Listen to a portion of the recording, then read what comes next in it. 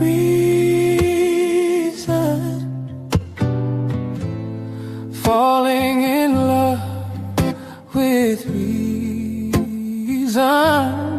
Oh, falling in love with reason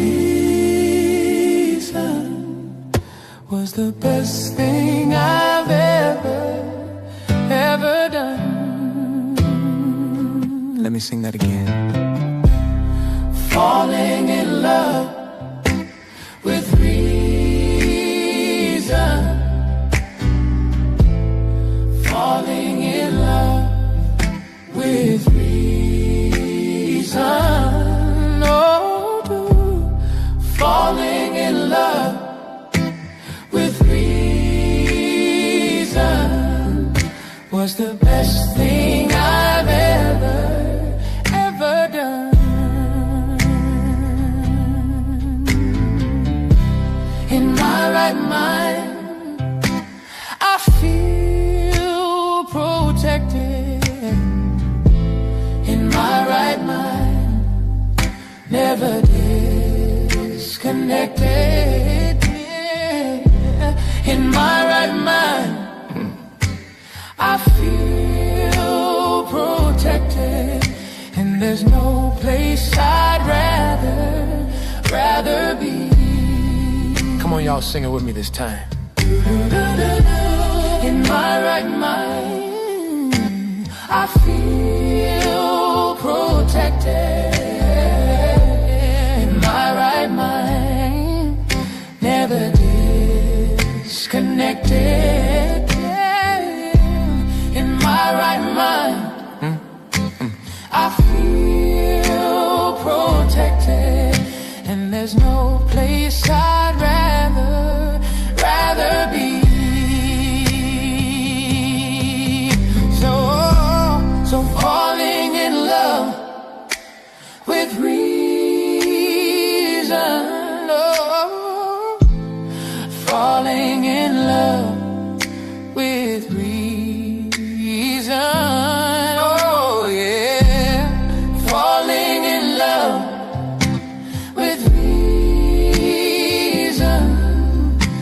The best thing I've ever done.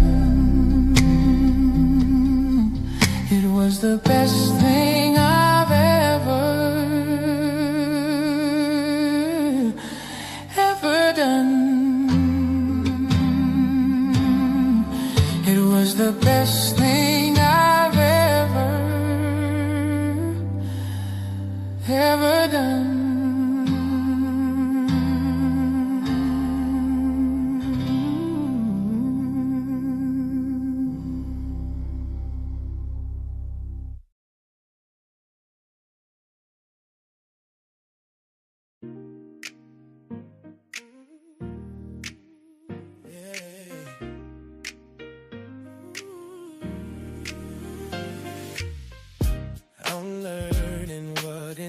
To be a friend again, I'm finding that I don't have to pretend. I'm in, so grateful that this isn't where my chapter ends. I'm good within, so our friend again. I'm learning what it means to be a friend again. I'm finding that I don't have to pretend. I'm in, so grateful that this isn't where my chapter ends. I'm good within, so our friend again. Yeah. La-di-da.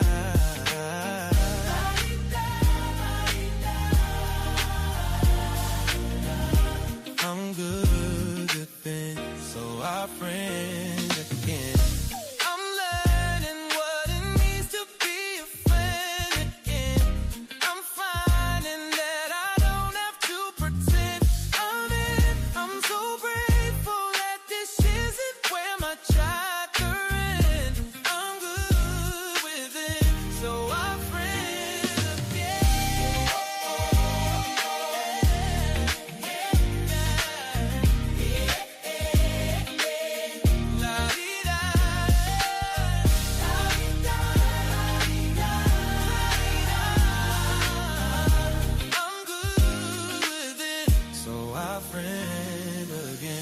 I've been burned like the candlestick lit on both ends, undetermined, even though my back's against the wind. I draw power in abundance from the circles I'm in. I'm good within, 'cause I friend again. I've been burning like a candlestick lit on both ends, undetermined, even though my back's against the wind. I draw power in abundance from the circles I'm in. I'm good within, 'cause I friend again.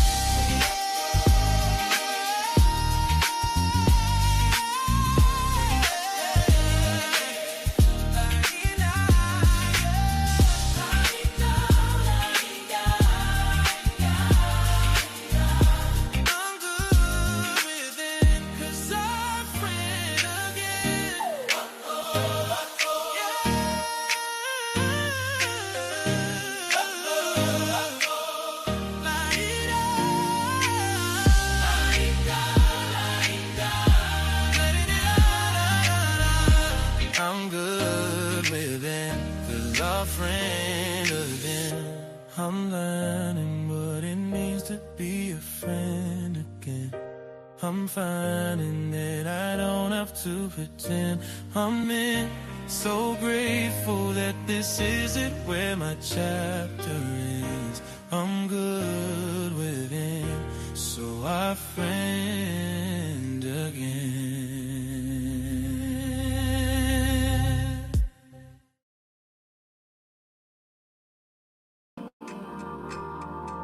Beautiful people, happy Sunday. It's that time again. Welcome to Sunday Sessions. You know, this is our weekly touch point for community, connection, and conversation. So whether you're watching us live or on the global campus or having a local watch party, or you're about to catch that replay,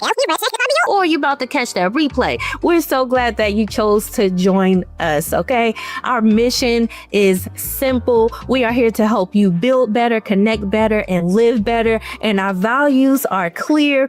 We are forward thinking. We are people centric. And my favorite, we are life affirming. Okay. I love that. And our why is strong because everything we do revolves around people and the reality that people matter. So this isn't a place for pretending certainty. It is a place for honest thinking, shared responsibility, and shared connection. Okay, so if this is your first time, welcome, loves. We appreciate you, and you don't have to agree with everything. Okay, you don't have to have it all together because everybody don't have it all together. Okay, you are here, and that's what matters. So we hope you enjoy your experience and it leads you to coming back the next week and the next week and the next week and sharing with family and friends, okay?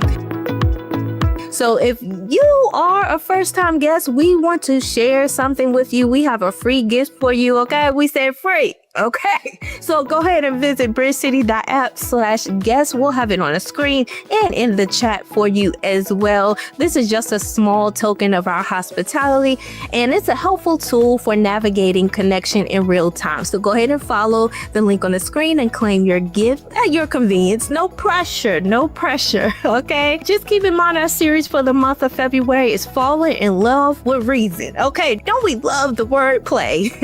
So we're going to be exploring ways to maximize the relationships in our lives through the lens of reason and asking the question, in the world where old engagement are kind of crumbling here when we're talking about religion, patriarchy, gender norms. And that question we're going to be asking is, can we use reason to reorient ourselves and the way we choose to interact with others? So keep that question in mind as you're listening to each of the sessions for the month of February, because we're talking about friendship, kinship, partnership, and even membership, okay? By the end of the series, the goal is for us to be a step closer and clearer to making the most out of our relationships, okay? So before we begin today's conversation, let's go ahead and check over to Bridge City News.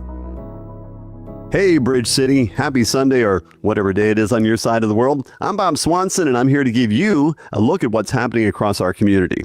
There's a lot growing, shifting, and unfolding, and I want to make sure you're in the loop. Now, you may have noticed some construction. Our global campus has been under construction, and that means new spaces and places to help our members connect. Visit our new Welcome Center to start exploring the growth for yourself. There's an area for first-time guests, new members, volunteers, and even a space where you can ask questions. Any questions. Questions like, want to host a watch party? Have you ever been in the middle of a Sunday session and thought, I wish this was available in my city in person? Well, you could be the person who becomes that spark. Hosting a weekly watch party is the first step to bringing the Bridge City experience to your city. A watch party is a small in-person gathering where friends meet at someone's home or venue to watch the community's weekly online session together, creating a shared experience for community, conversation, and growth. It's about building relationships and community around our mission and message, with hosts providing a welcoming space, food, and discussion, supported by community resources.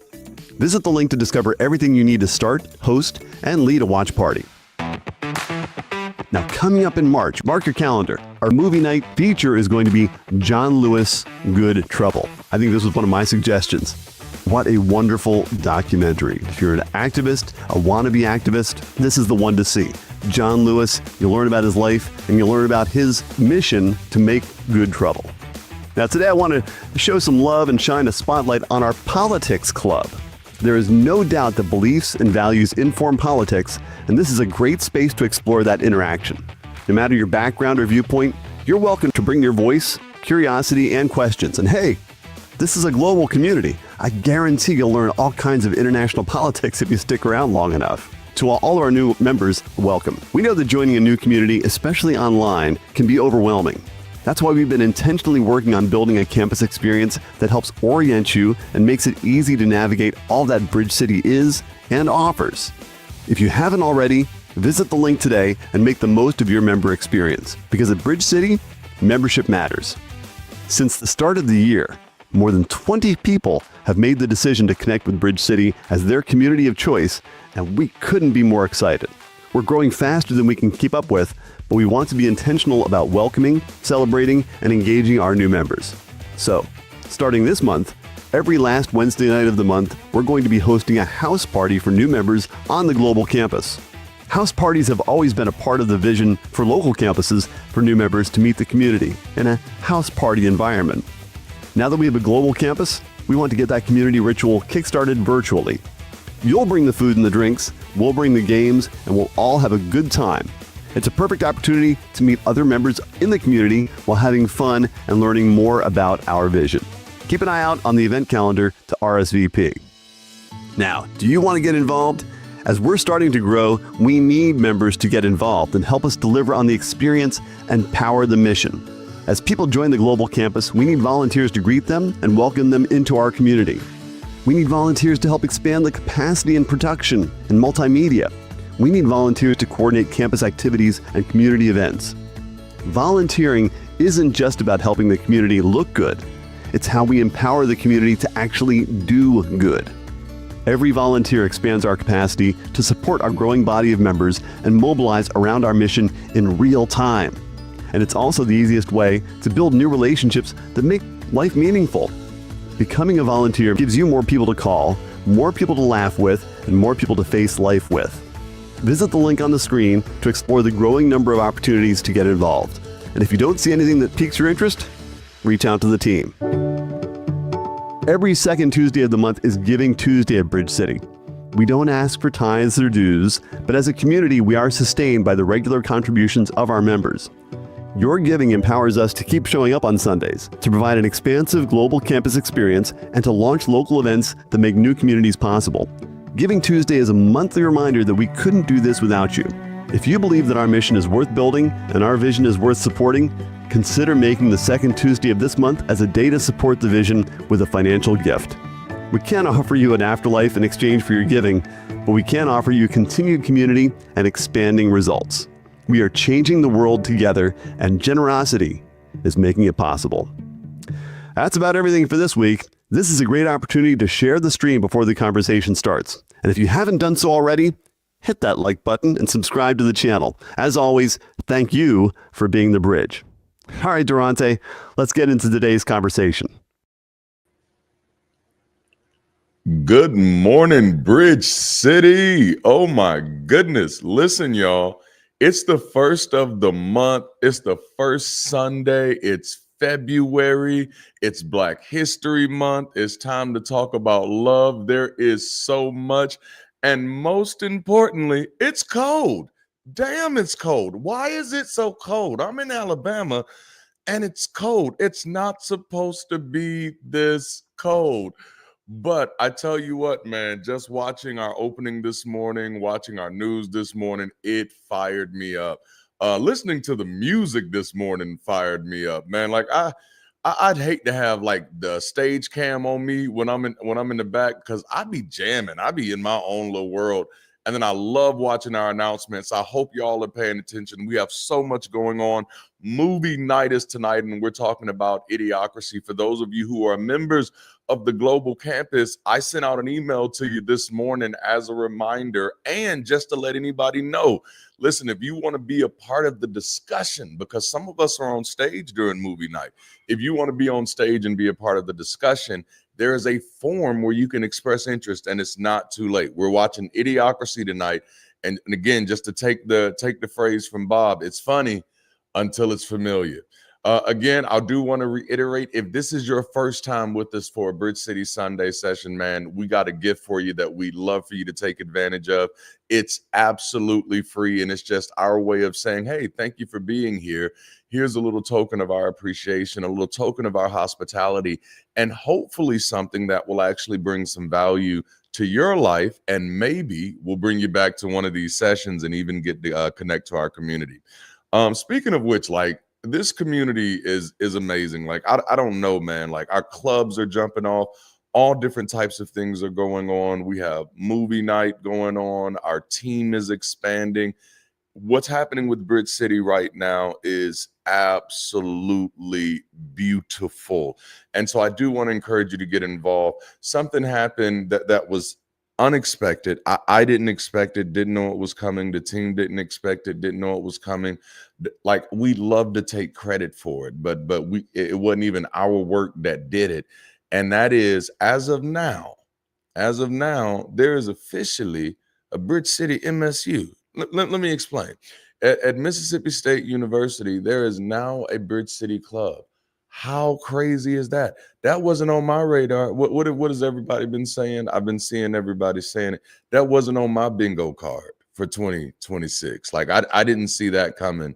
But that is so exciting. Listen, if you're as excited about that as I am, because that's growth, that's expansion, that's us actually being somewhere local, making some things happen. If that means something to you, would you show some love in the chat? Make some noise. Come on now. Yes, Bridge City at MSU. Like, that's a beautiful thing to me. And again, there's a lot of things that we're trying to make happen, and that really wasn't one of them. So it really just it honored this heart of mine. Like, that's beautiful. And so that's just a major shout out to Bob Swanson, who is there at the university. He and I met at NanoCon. Then he invited me to speak at the university. He leads the free thinking atheist agnostics.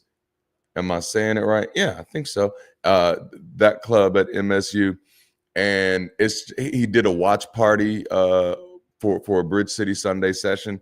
And honestly, Bob just has a passion for critical thinking and students. And even though we're still early, I'm really looking forward to partnering with him more to crank out content, curriculum, and community events for various age groups, and just having Bridge City accessible on college campuses is a major start, man. It's a major. I started to make a pun and say it's a major turning point, but I'll leave that alone. I will leave that alone. So Bridge City is officially launching out on college campuses. That's beautiful.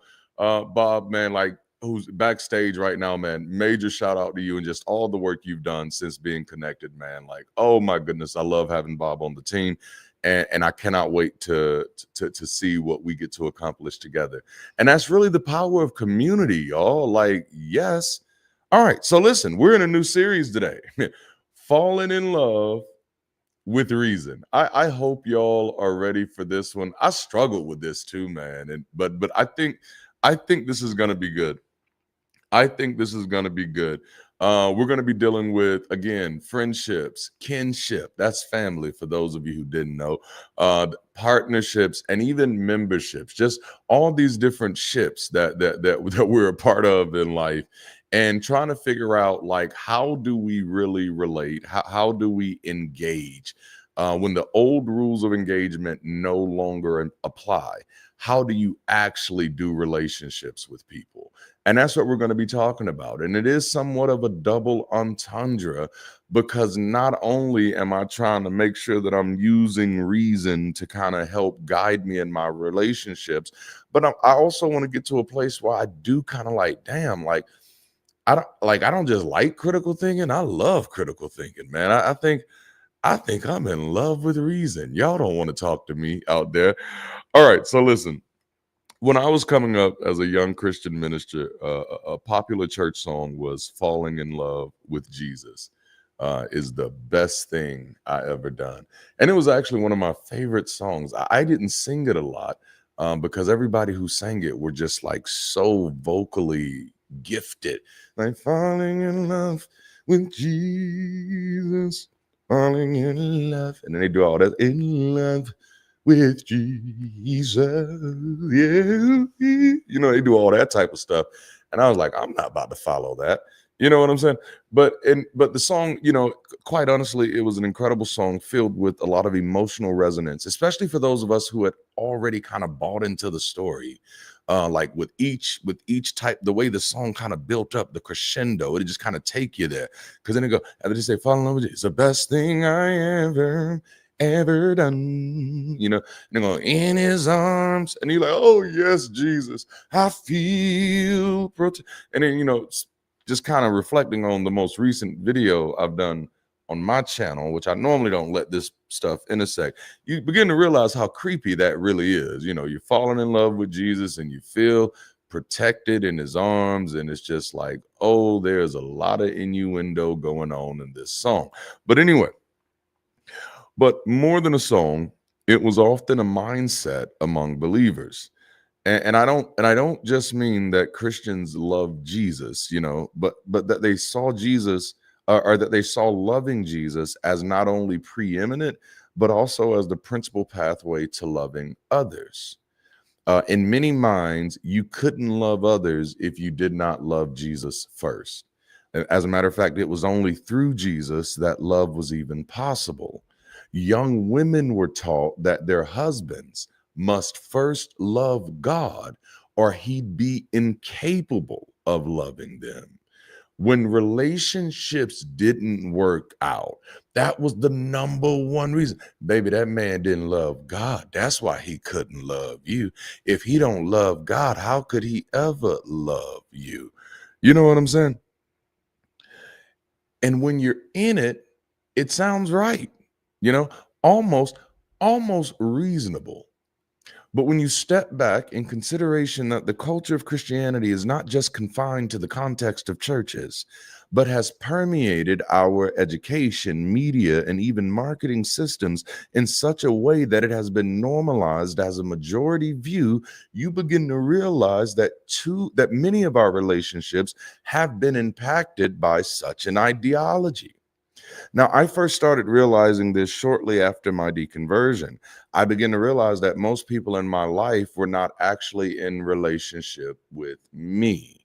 And maybe this will resonate with a few of y'all. I started to realize most people in my life were not actually in relationship with me. They were in relationship with who they thought I was or who they thought I should be.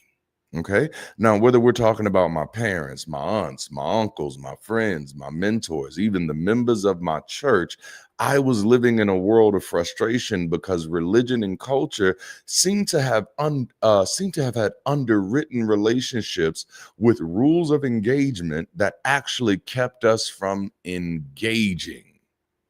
Let me make that make sense, because I already feel it because I lived it. But man, yeah, falling in love with reason, y'all.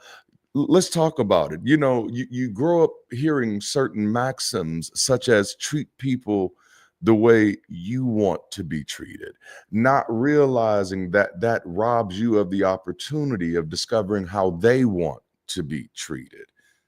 You see how that goes. Or people say stuff like, y'all have heard it, women are from Venus, men are from Mars. Or women want love, women want to be loved, and men want to be respected.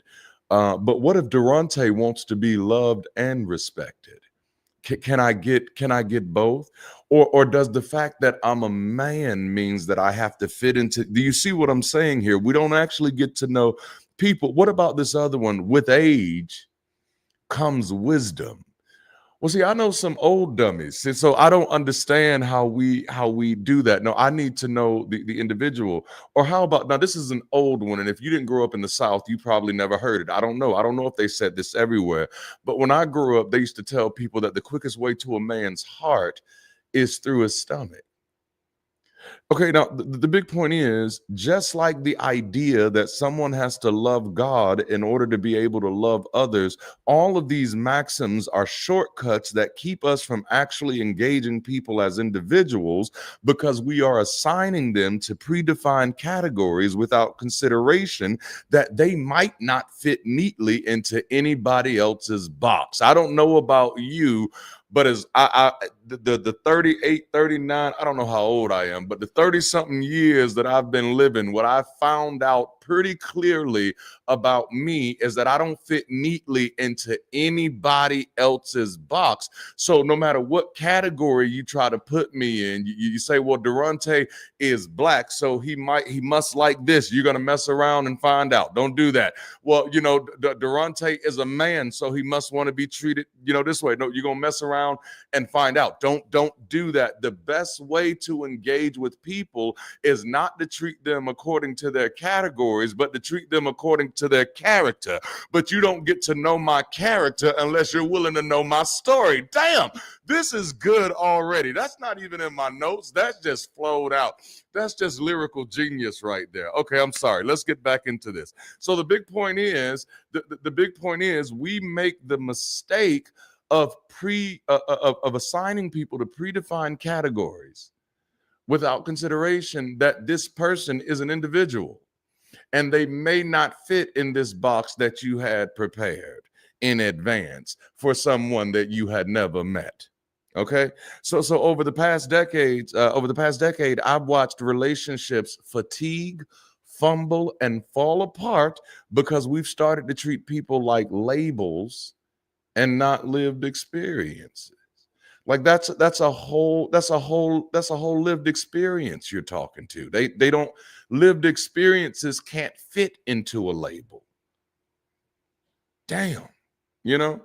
Like as a parent, like that's probably one of the things that aggravated me about parenting, is that everybody wants to label, the terrible twos. Why they got to be terrible? Why everybody twos got to be terrible? No, we start treating people like labels and not lived experience. It's so bad now that once I know your label, I feel like I don't need to know anything else about you. No, my label tells me everything, everything about you. My label tells me everything I need to know. My once I know your label, no, I don't need to know you. I know your label. Oh, goodness gracious. See, it's not, see, we think it's just religion. We think it's just superstition, but I'm telling you, this thing kind of permeates everything that we do. Again, going back to the first one that I highlighted, treat others the way that you'd want to be treated. How do you know that other people want to be treated the way you want to be treated? What if I find the way you want to be treated to be less than the standard than the way I want to be treated? Maybe I don't want to be treated like you. Maybe I want to be treated like me. But for many people, that's too much like work, because then you actually have to get to know the person. But then dang, if we do that, couldn't we possibly start counteracting discrimination, prejudice, and bias if we stop treating people according to labels and start treating them according to their lived experiences?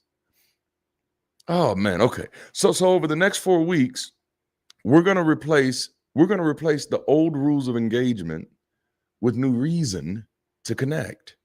We're going to explore our friendships, our kinships, our partnerships, and even our memberships, and see if we can find some conversations worth having.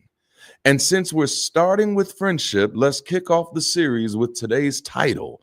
Because if we're going to be friends, and if we're going to be friends in reason's name, then we've got to be friends with benefits, okay? Oh, no, if we're going to be friends, y'all, we're going to be friends with benefits. If you love the work that we do, would you type that in the chat? Would you type in friends with benefits? No, if we're going to be friends, there has to be some type of mutual beneficiality that's coming out of that. Like, as a matter of fact, what might be wrong with some of your lives right now is that you got friends, but you ain't got no friends with benefits. Having friends with no benefits is like having a job with no benefits. It just don't make no sense. No, if we're gonna be friends, there's gonna be some benefits involved in here. I don't know what the benefits gonna be, but baby, they're gonna be some benefits, some butter beans, some butterball. I don't know, but they're gonna be some benefits up in here. Oh, I love it. I love it. I love it. This is beautiful. If Bridge City, if Bridge City is community beyond superstition, then this series is relationships beyond superstition. Reason is often painted as cold, calculating, and uncaring. And while it is true that facts can be so, reason doesn't have to be. To me, reason is how relationships stay real, how they stay honest when the old rules stop working. Reason is not the opposite of love. Reason is love with headlights. It's love that sees clearly. I can see clearly now the rain. Like that. That's reason. That's reason.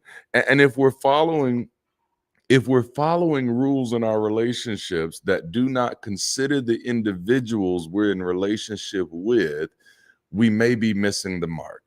So I don't want to draw this out. We're going to go ahead and jump into our first question of the day.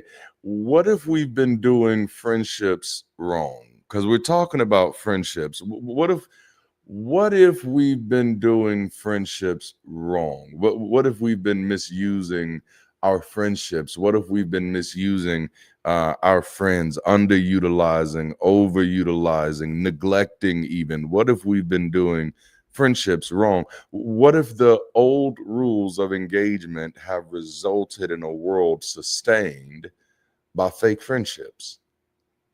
Friendships of no utility, friendships that are illusionary. I did a quick Google search yesterday just about. I tried to be deep and proper, and I don't like the word fake. Fake just seems so like trendy. So I was like, false friendships. So I'm like, what are false friendships? And I googled that. I use the computer too.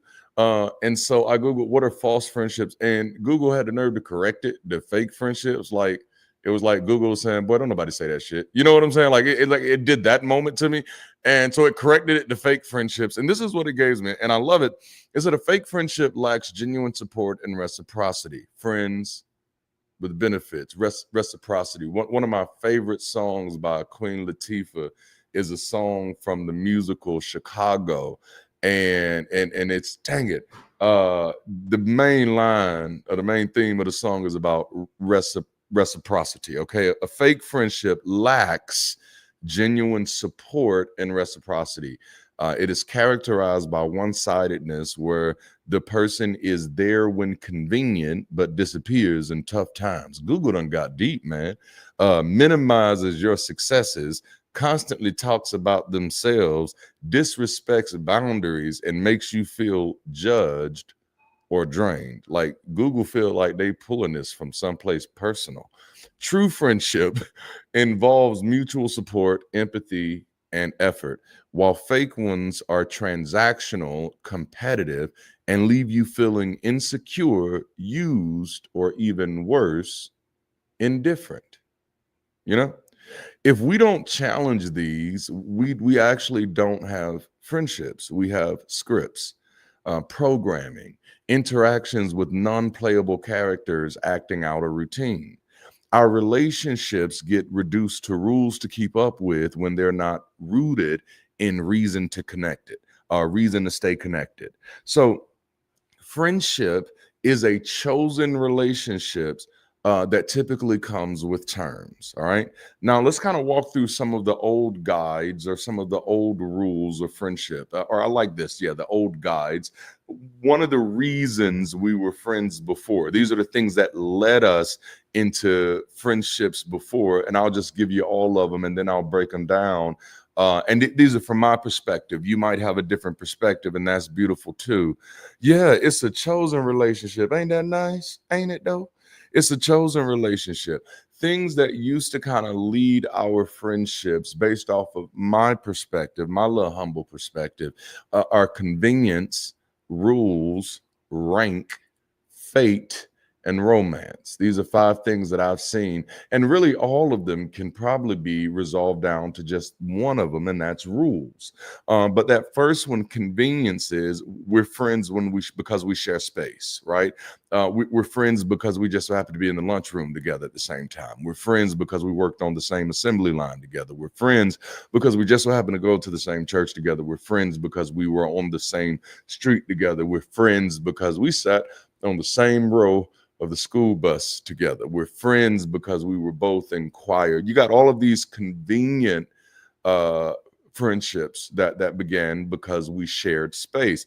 Then there are rules friendships. Well, we're friends because we're supposed to be, and that comes in a lot of ways. Many times you will see that, especially with sports. Well, we're on the same team, so we got to be friends, but then there's also rank.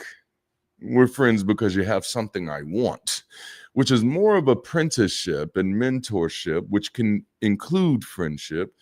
But then there's also fate. We're friends because we're meant to be. And that one normally does wax a little bit more superstitious. And then there's also romance. We're friends because we fit. Now, I'm not suggesting that any of these initiators are negative by default.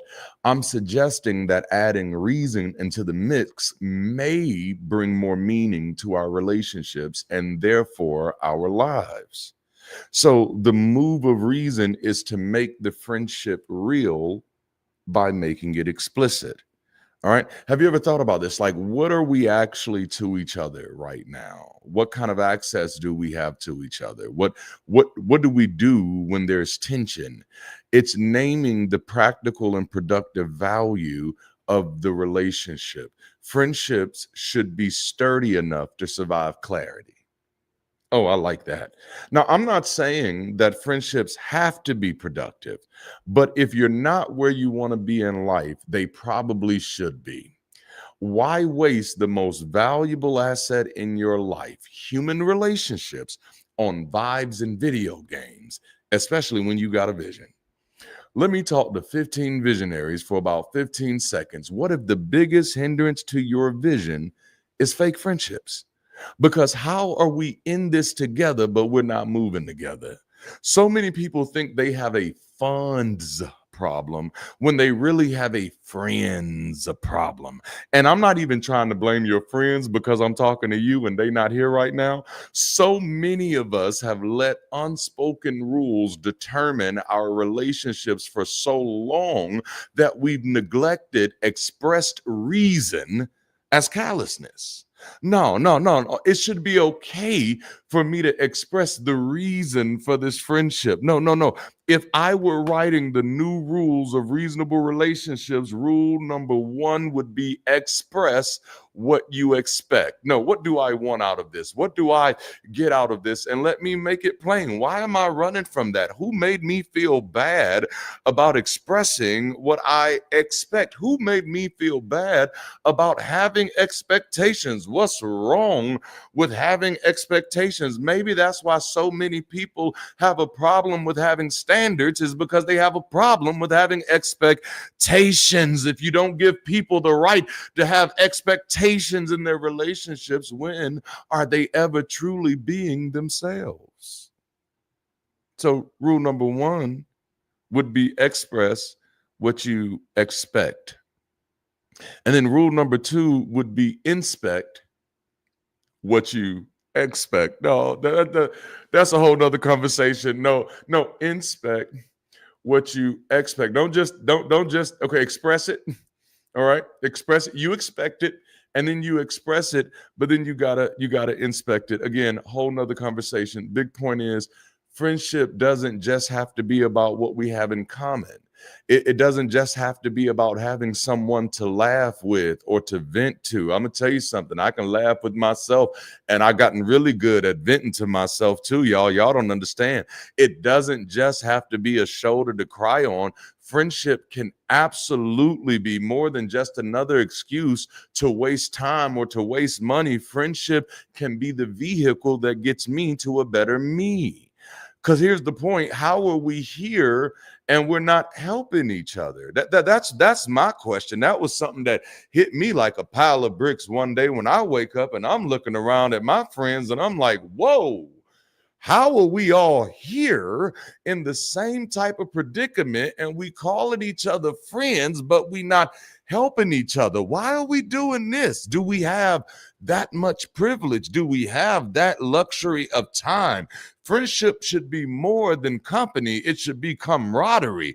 It should be more than sympathy. It should be support. It should be more than we share a connection. What commitments do we share?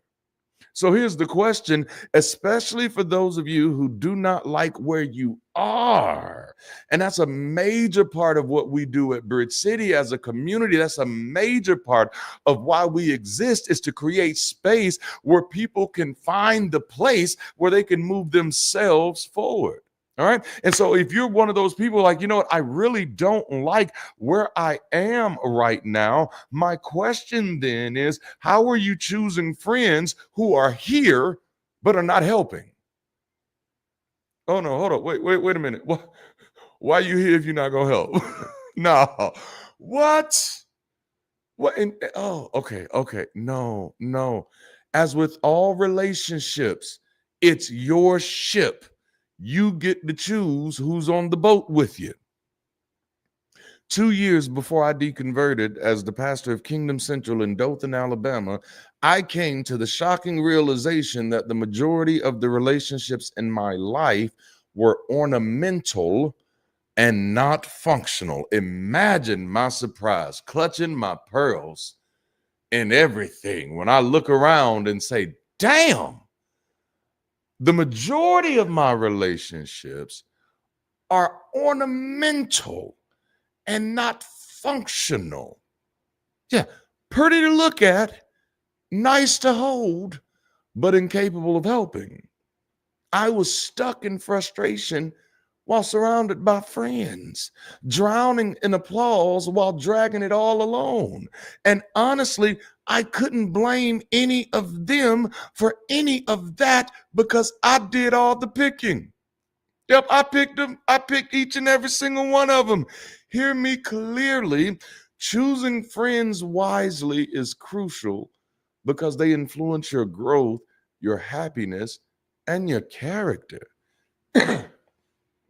Let's go to the quote bubble for this one.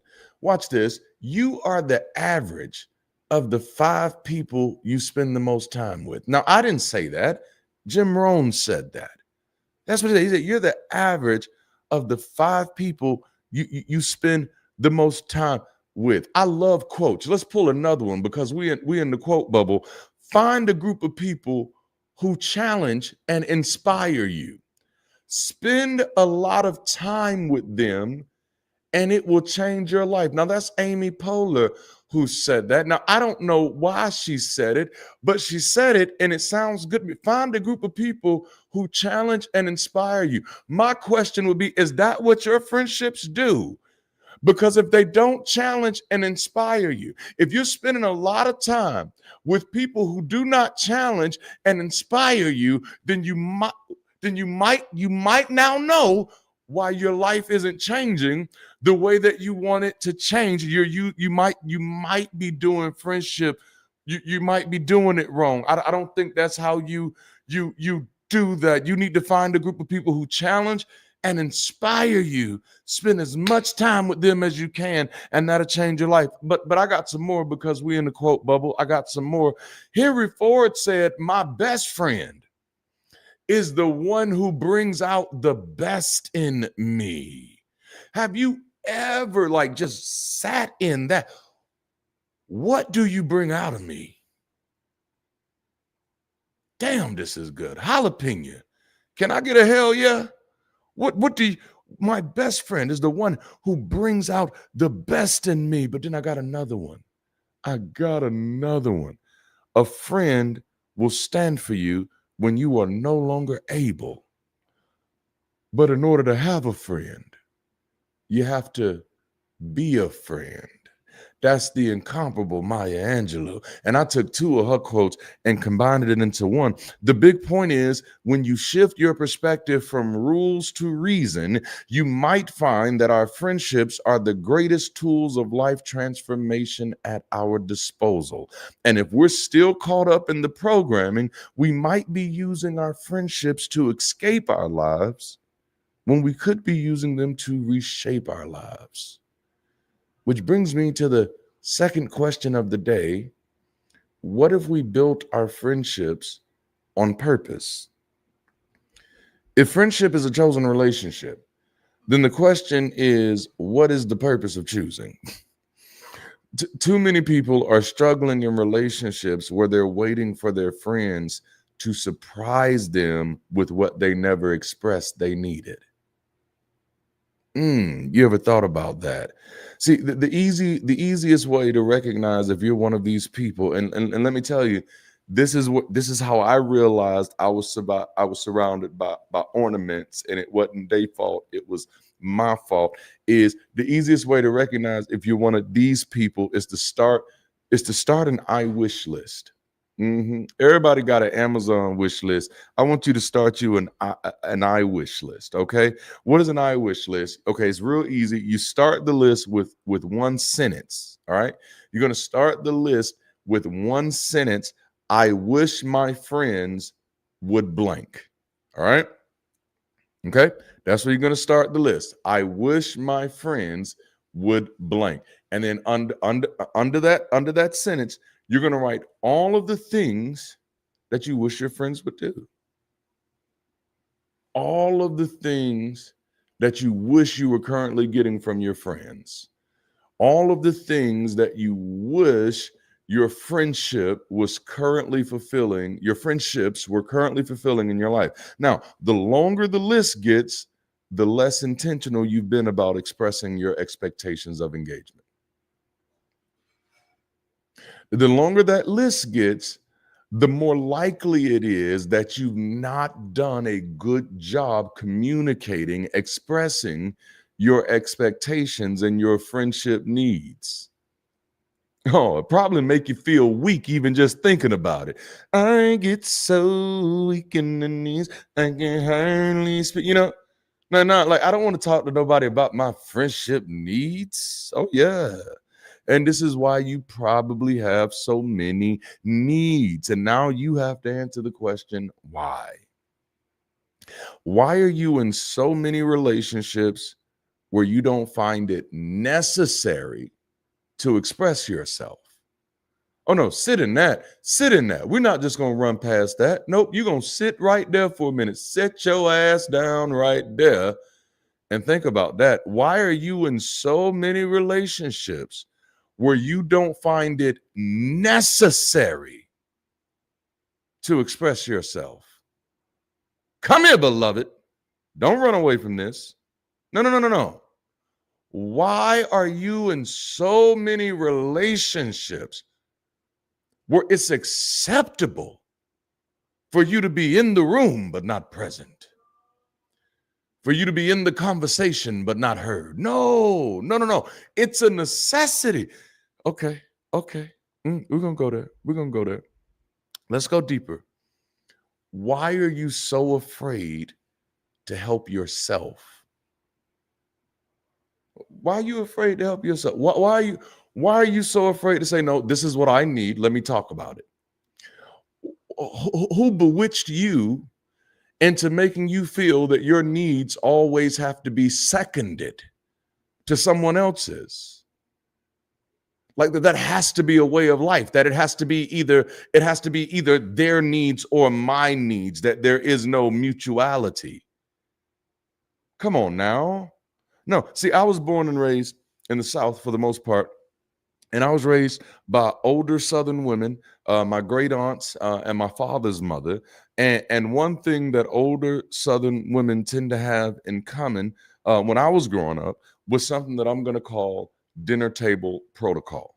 Okay, dinner table protocol. And if you grew up with Southern older women, maybe you're going to be familiar with dinner table protocol. Now, that might not be what you called it, but when I talk about it, you're gonna be like, oh yeah, I know exactly what that is. Dinner table protocol is that after the food has been cooked, potted, and placed on the table, it's officially time for you to help yourself. This is where you do your part. No. See, the food has been cooked. Yep. They done cooked the food. They done put it in all the pots that it's supposed to be in. And all the food is now on the table, okay? Now, I know you didn't have anything to do up until this moment, but at this moment, the assignment is on you. If you're going to eat, you're going to have to help yourself, baby, okay? Come on up to this table and help yourself. Grab you a plate and help yourself. This is how you have to treat your relationships. If I'm going to be in this relationship, I got to be able to get me a plate and I got to be able to help myself. If I can't help myself, I don't even know what we're doing here. Why are we in this? See, you've got to learn dinner table protocol. No, it's time. If it's time to eat, damn it, I got to be able to help myself. Get in here and help yourself. This is where you do your part. You can't be expecting somebody else to be at the table eating for you. And so many times in relationships, that's what we're doing. We're expecting what they eat to make us better. But baby, you got to eat for you too. And all of your friendships, you better learn how to help yourself. That's all I'm saying. If you're my friend, I'm here to eat what you cooked. Okay. If you my friend, I'm here to eat what you cook. You ain't gonna never be eating alone if you my friend. If you cooking and you done set the table, if the food is cooked and it is potted and it is placed on the table, I'm here to eat. Come on now, y'all. I'm here to partake of what you prepared. I'm here to help myself so that I can continue to be a help to you. And I hope that if you're my friend, that you're eating what I'm cooking. If you smell what Darante's cooking. I like that. I had to. I couldn't resist it. If you're my friend, help yourself. If you're my friend, come on in where the table is spread and help yourself. Baby, I'm cooking. I done put the food on the table. It's up to you to help yourself to it. Oh my goodness. Don't be sitting in your friendship starving because you're afraid to get a plate. Don't you do no, get your ass up and get you a plate. Go help yourself. Okay. I let go of friends who are not eating at my table. Now, if I keep cooking and I keep putting all this out and you ain't showing up to eat, I don't know how we friends. No, man. I'm doing all this good cooking and you ain't trying to eat. No, bruh. No. I'm doing all this good cooking and you ain't trying to eat. Watch this. Tupac, Tupac, shortly before he was killed, had what I'll call a Jay-Z moment, long before Jay-Z ever had it, you know. And I call it a Jay-Z moment because there's this infamous picture of Jay-Z where you could see the look on his face where he realized, I think I'm doing friendships wrong. You know what I'm saying? Like I this crew right here, I don't think it's it. I don't think this is it. And Tupac had a similar moment. Now it wasn't the same, but it was similar, and it was still around the same idea that he might have been doing friendships wrong, and it had nothing to do. It had nothing to do with what they could not do for him. It was actually based on what they would not do for themselves based on their relationships with him. Okay, now watch this. He said, I got friends that are stuck in struggle that don't have to be. And he said, no, I got friends out here that are struggling and that they don't have to be struggling. He said, all they have to do is take a picture of me and put it on a shirt. He said, that's all I got to. He said, they with me all the time. He said, they just take a picture with me, put it on the shirt, and bam, they good. Take it. This is Tupac. This ain't me talking. This is Tupac talking. Okay, this Tupac. This Shakur. All right, Machiavelli. All right, this Tupac. All right, but he said, but they're so afraid of what it would look like to others that they won't help themselves. Oh my goodness. Oh my goodness. He said, no. They were so afraid of what it would look like to others that they wouldn't help themselves. Nah, man, people gonna think we out here just simping off of you. And so you ain't gonna eat. Oh man. But you know, then what they gonna think about us? That you eating. Oh man, I'm just talking about friends with benefits, okay? What kind of friendship do we really have if I'm afraid to help myself when I'm around you?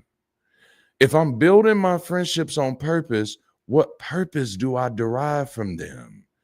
Friendship exists to make life more human, to give us a relationship where we're valued not just for usefulness, but for who we are and where we can become better without being controlled, okay? Here are the big purposes that friendship kind of serves in our lives: belonging without performance. Watch this. I'm a zig when you think I'm a zag, baby. Y'all ain't ready. Jalapeno. Belonging without performance. A real friend is a place you can land where you don't have to audition. All right. It's also a place for witness and reflection. Friends help us see ourselves more clearly. Strengths, blind spots, patterns, because they know our story close up. You know, support in stress and transition, not just help, but stability.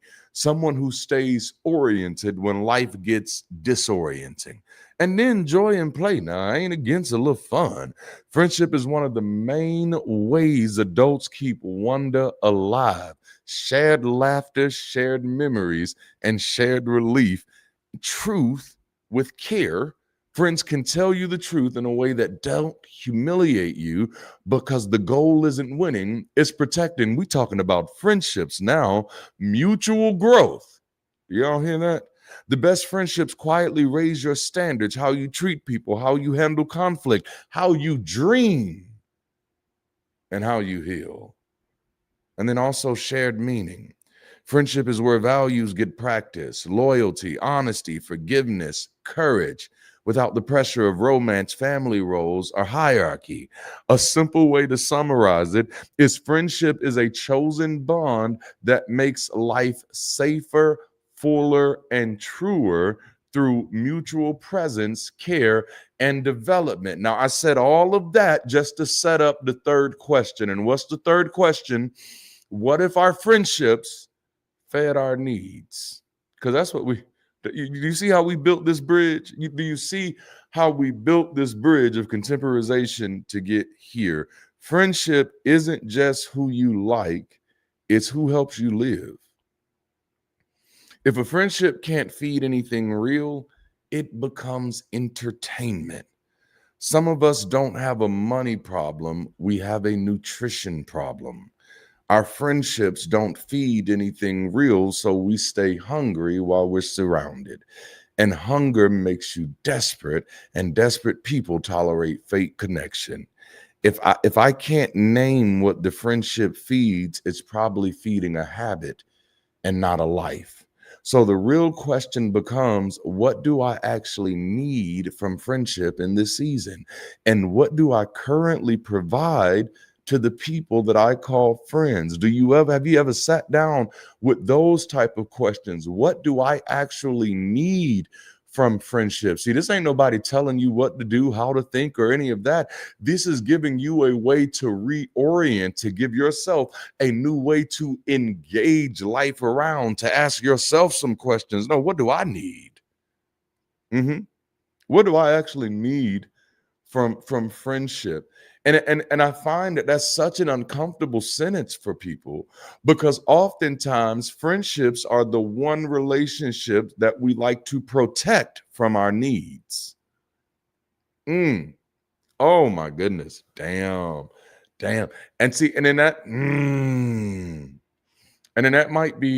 might be one of the reasons why we're putting so much pressure and tension on our romantic partners, because we're protecting everybody else from what we need.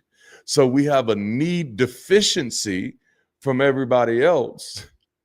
And then we're going into meet my need overload with our romantic partners. Now, I'm just saying something. Now, it may not be true for you, but I'm just throwing something out there that if, because we're not considering friendship as a viable place to actually get our needs fed, we're actually expecting one person in our lives, for those of you who are monogamous and such, one person in our lives to carry the weight of all of our needs.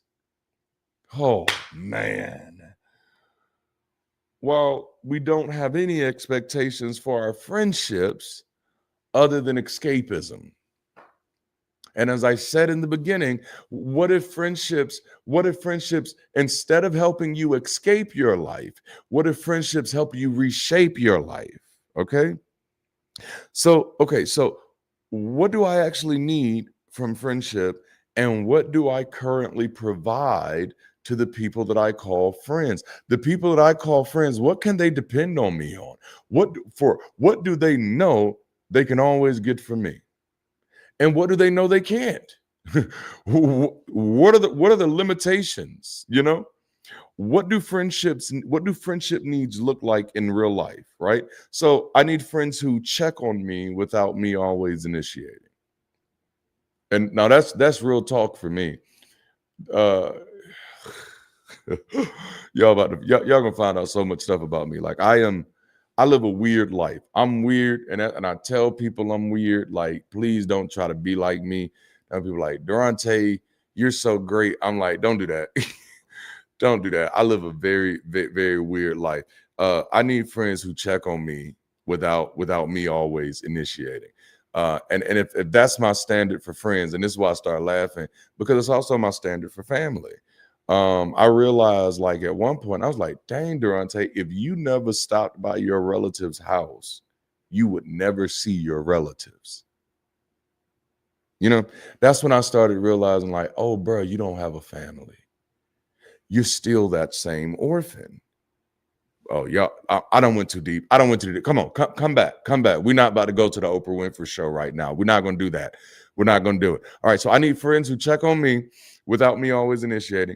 I need friends who celebrate my wins without competing with them. Right? Because I'm going to celebrate your wins. Okay.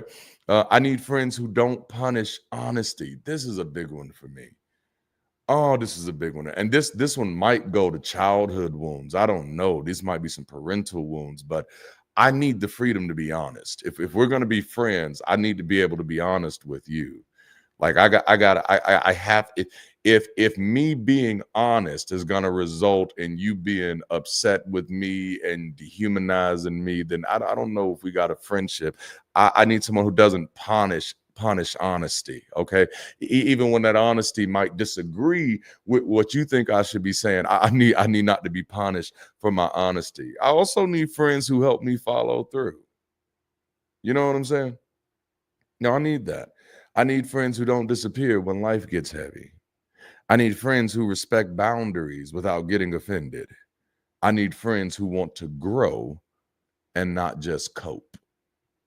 Because just a commitment that I made to myself is like stuck is not a position that I'm willing to stay in. Is that good? That's not in my notes. So y'all just got that one for free. Stuck is not a position I'm willing to stay in. No, that's not.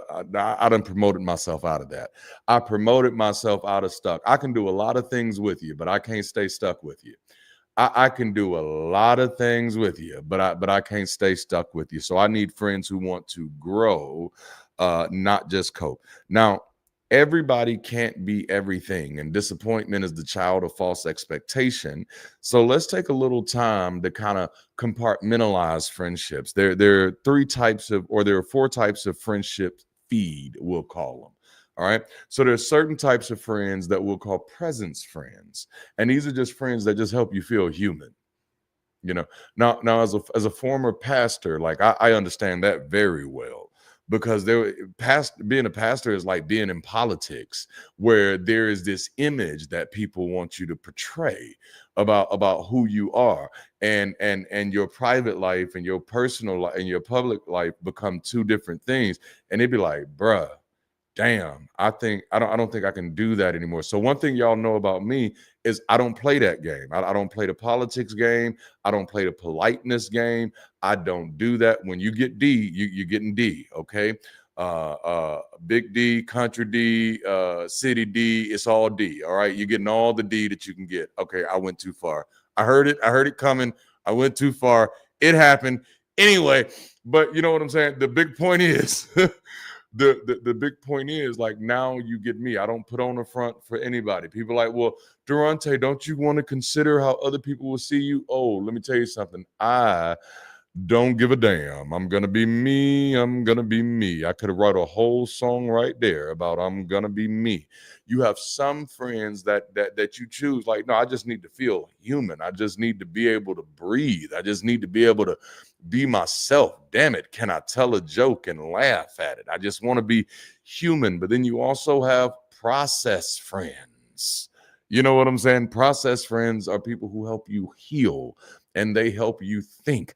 You got some friends that all they can help you do is laugh. But every now and then, hey, this I'm going through some deep shit now. Like, I need some friends who can help me process this and help me think through this. And then there's also purpose friends. And these are my favorite friends. They like wonder friends, super friends, if you will.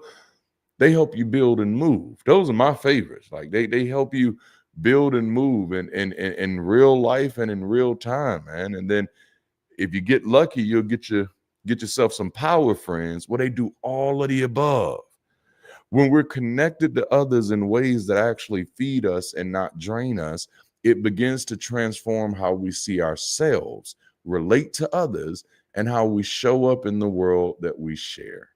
You know, a few years ago, I was mentoring a small group of independent creatives. They had all known each other since childhood and were independently talented, and I mean supremely so. Like, these young whippersnappers, I was like, bruh, where were y'all when I was coming up? Like, super duper talented. And I had been telling them for months that they needed to start operating as a collective.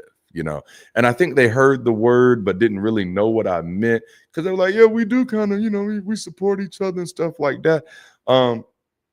But my thought was, like, instead of working on and therefore fragmenting their ability to support multiple independent projects, why not collectively work on the same project, allowing them to amplify both capacity and reach? That tends to be the way that I think about things. I'm always kind of looking for a way to maximize the outcome. You know, That's me. I can't lie. I can't run from it. Now, they didn't take that advice. All right, they didn't. And I later found out why. Within the manosphere of YouTube, there are a lot of people promising prosperity without productivity. Just take this course or join this group or buy this crypto or just invest in this stock. And I realized that nearly all of these young brothers had gotten caught up in some version of that. And a major part of that language is that you have no utility if you don't have money, that you have no real value if you don't have a certain status. If your bank account ain't got this, you ain't nothing. You know what I'm saying? It's a major part of the language. And this is done to manufacture urgency and dependency, but it's done often at the expense of self-image. Okay. So they were all becoming so obsessed with becoming a millionaire through albeit unrealistic means, that they were depreciating their current value by comparison. So even though they're hearing me say, hey, y'all need to work together, each of them are actually struggling with the internal conflict of not being enough to be considered a value add.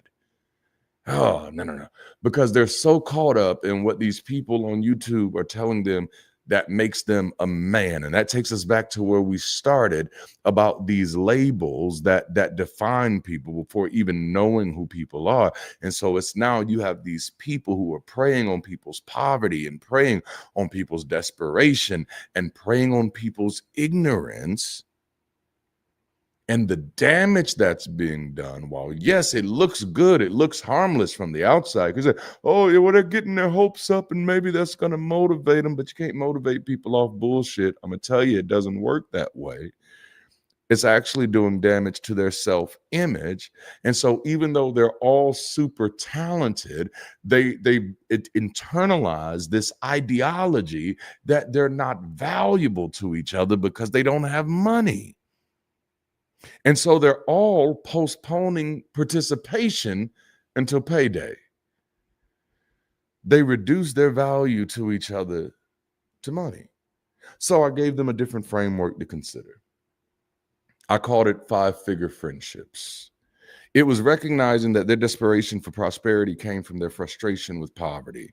And while each of them were super talented artists, videographers, musicians, writers, designers, etc., that frustration with poverty had depreciated their capacity to see the art of themselves or their friends as valuable beyond the dollar it was able to make. In their minds, because none of our stuff is actually selling by itself, what's going to change just by us doing it together? I did not have the time to explain to them the social dynamics of gravitational influence, and neither would it have helped, but I did see the root of the problem. They needed to change how they saw themselves and each other, and that had nothing to do with their talent or money. Over the next few weeks, I inundated them with conversation on building 5-figure friendships. I chose that language on purpose. The whole goal was to help them realize that they were being distracted by the promise of millions while mismanaging the power of their friendships. Within weeks, they were helping each other reshape their resumes, prep for interviews, and even launch business plans because they were seeing themselves as valuable again. A few weeks ago, I received a voice message from one of them thanking me and letting me know how his life had changed. Now he's working for some news station in the production company, has been working there for over 2 years now, got himself a promotion, and is still doing his creative stuff. All right. See, oh my goodness. One of the things I realized, even as a pastor, is that we neglect our horizontal relationships. Most people spend their lives chasing somebody above them. And I'm like, there's so much you can learn from the people who are right next to you. And so many of us are wasting our friendships. The year I deconverted, and I mean, you have to imagine how this should have been a tumultuous period for me. But the year that I deconverted, I was in the middle of building one of the fastest growing pastor networks in the US. Like, seriously, listen, y'all, I ain't gotta lie. No, seriously, 2014, it was called P3, Pastors, Preachers, and Church Planners. And within 2 months, we had grown from just a circle of 6 pastors to a network of over 450 pastors in just 2 months. Because I realized one thing, so many people were being damaged by chasing these other big mega pastor stuff like that, and thinking that this person has the secret sauce and is going to be able to tell me this. This is why I don't let people treat me that way.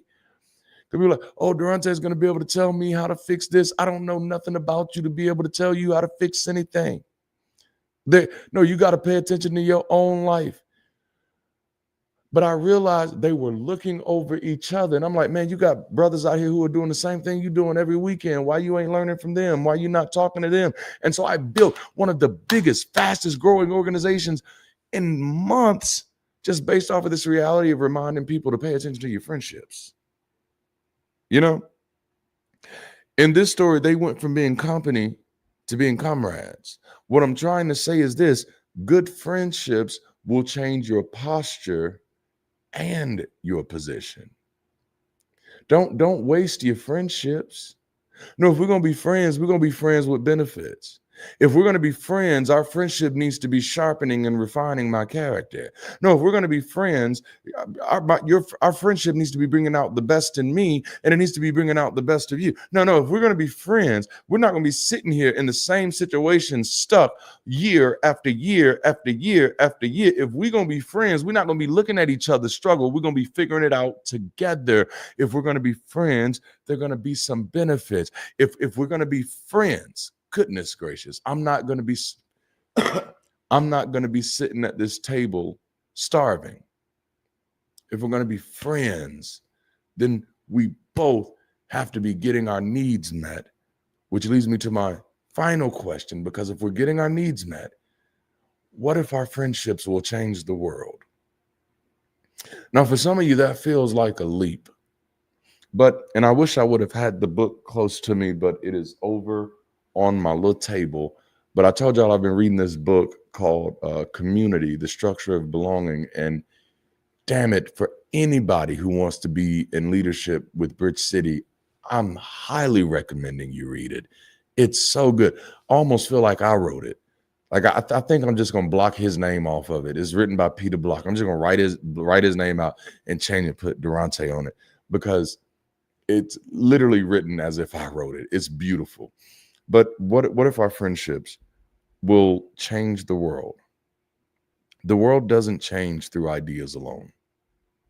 It changes through people. And people change through relationships. And hear that well. People change through relationships. So if we upgrade friendship, we actually upgrade society. A movement is just friendship on a mission. Fake friendship creates social weakness. Fake friendships keeps us entertained, but not equipped. It creates crowds, but not crews. It produces applause, but not assistance. It makes community look alive while people stay alone. And that's why so many of us feel surrounded and still unsupported. But real friendships build social infrastructure. Friendship is a social mechanism. It's the safety net before the system shows up. It's mutual aid before the nonprofit. It's the mentorship before the institution exists. If the system fails, the only thing left is who you're connected to. When friendship is scaled, it leads to healthier people, stronger families, safer neighborhoods, more stable money, more accountable leadership, less exploitation, and more courage. Because when you're supported, you can take risks. And when people can take risks, progress becomes possible.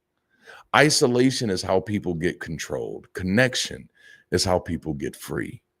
The lonelier you are, the easier you are to manipulate. The more connected you are, the harder you are to exploit. Friendship isn't just something we do for vibes in video games. It isn't something we do just to have someone to laugh with or to cry with or to vent to or to waste time with or to waste money with. Friendship, when interwoven with reason, when grounded in reason, rooted in reason, it becomes something that interrupts poverty. It becomes something that interrupts addiction cycles. It becomes something that interrupts abuse patterns. It becomes something that destabilizes radicalization. It becomes something that counters anxiety, despair, depression, and frustration. Because a real friend can tell you the truth before your life falls apart. Your friendships are either your escape or your engine. The system loves scripted relationships because scripted people don't organize, but intentional friends become intentional communities, and intentional communities become unstoppable. The, the world only changes through durable relationship. That's why we do the work that we do, and that's why our work looks a little different. We're not building a gulag, we're building a community. We're not building the Thunderdome, we're building the community. We're not building a place where people come to fight each other. We're building the space where people come to live together, where people come to share space together, to learn together, to grow together, to lead together. That's what Bridge City is about. That's how we become better. That's how we become stronger. That's how the world gets better, one relationship at a time. Better people start with better relationships. Man, you know how many people we look at and we say, and we call, dysfunctional, or we say they're not operating right in life. Do you know how many of those people are the result of not having someone to call? How many of those people are the result of not having someone to depend on? How many of those people are the result of not being the type of person who can be depended on because they've not seen it? See, friendship isn't just something we do to waste time. Friendship is how we change the world. And that's why Bridge City is building space where people can actually connect. So here's my invitation, and I'm not about to oversell it. If you're realizing that you've been surrounded but not supported, if you're tired of ornamental relationships, if you're ready for friendship with terms, friendships that can carry weight, I want to encourage you to get connected to Bridge City, because we're intentionally building a space where people can actually practice this. It's literally in our mission to connect better without pretending, to build better with people who don't disappear, and to live better because your life has real support in it. And here's the part that matters. This isn't just a place to find friends. It's the place to become a better friend with clarity, with consistency, and with courage. Let me end it like this. Bridge City is a dinner table, and the people we're trying to gather are the people who are ready to do two things: help yourself and help somebody else. Because the goal isn't just new friends. The goal is friendships that actually feed your life. And then your life becomes something that can feed others. So if you're ready to stop being just company and start building comrades, you're invited to join our community. You're invited to get connected today, where we're connecting better, building better, and living better. Why? Because people matter. That's the entire point. The entire mission is to help us all realize that people matter, and that if we're going to get better, are y'all ready for this? We're going to have to get better together. If we're going to get better, if we're going to do better, we're going to have to do better together.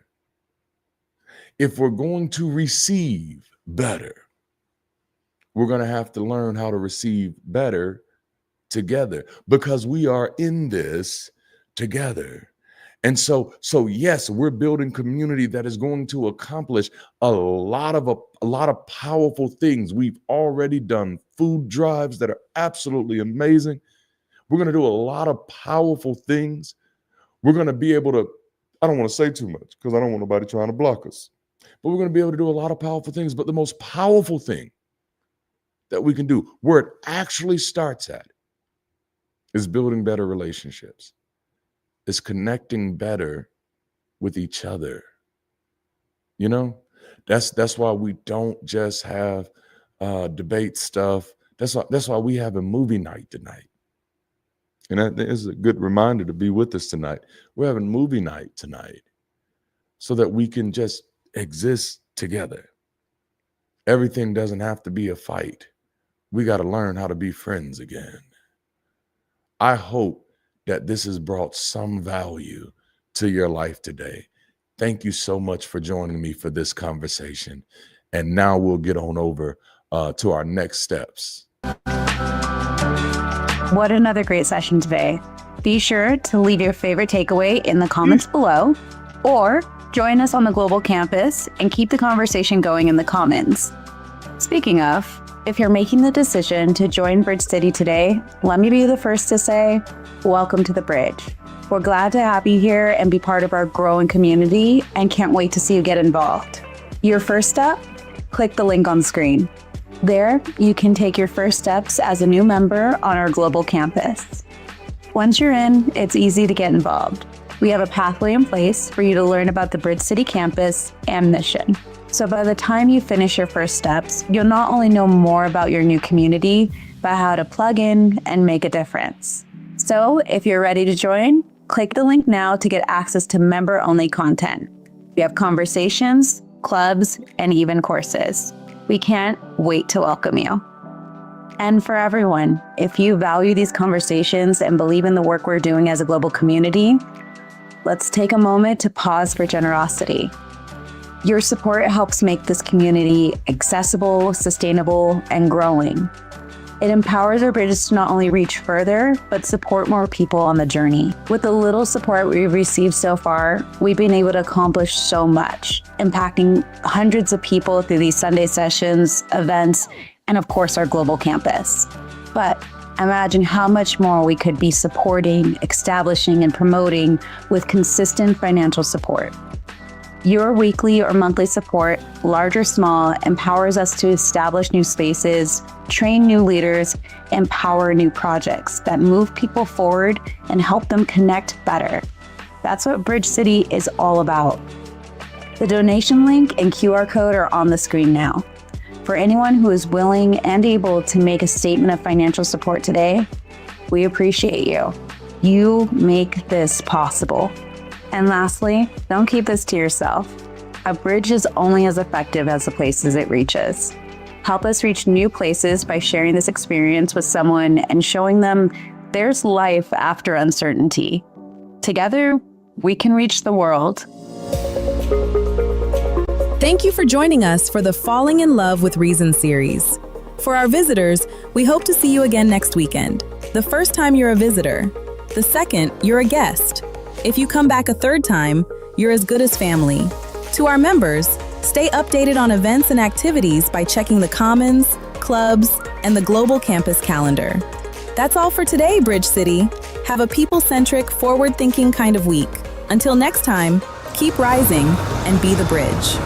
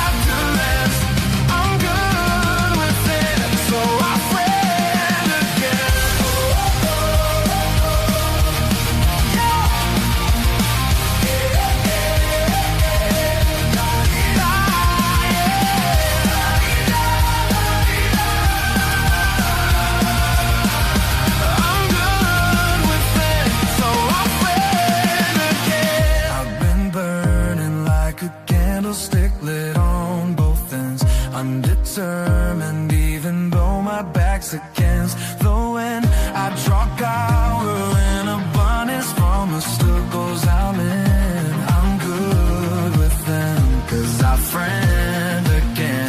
I've been burning like a candlestick lit on both ends, undetermined even though my back's against the wind. I draw power and abundance from the circles I'm in. I'm good with them, 'cause I friend again.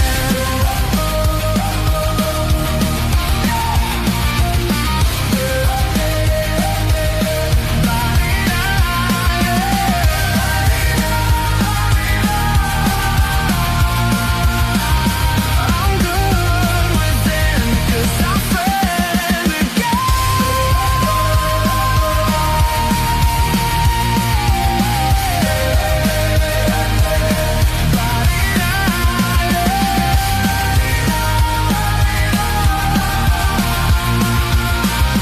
I'm good with them, so I'm friend again.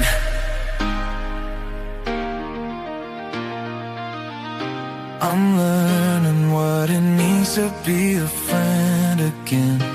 I'm finding that I don't have to pretend. I'm in, so grateful that this isn't where my chapter ends. I'm good with them, so I friend